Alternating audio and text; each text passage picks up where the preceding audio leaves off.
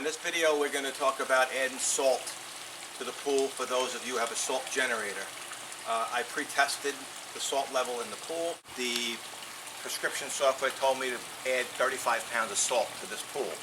I have a 40-pound bag of pool salt, which you can get at any local hardware store, Lowe's or Home Depot, or even a pool store.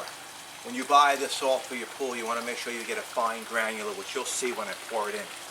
Alright, so the software said to put in about 35 pounds, but this bag's 40 pounds. I'm going to put the whole bag in. Your salt generators have a range of anywhere between like 2,900 to 3,500 parts per million of salt, where you're in range where you'll produce chlorine. So I'm going to go ahead and I'm going to put the salt in. You're going to want to put the salt in the deep end over the main drains, so that after it all drops to the bottom, you can kind of brush it into the main drain so that it goes through the system, and then it'll go through all the returns in the pool and even redistribute itself.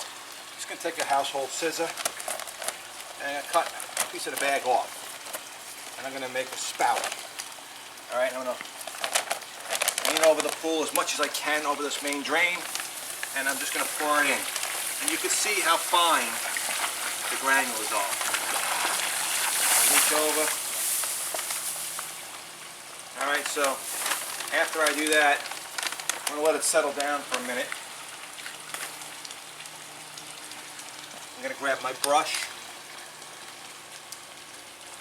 Basically, I'm going to brush the bottom of the pool wherever I put the salt. You don't want the salt to lay on the bottom of the pool. I'm just going to brush all the salt into the main drains until there's no residual salt on the bottom. Because I'm using a fine granular, 90% of it is going to dissolve before it even hits the deep end of the pool. Okay?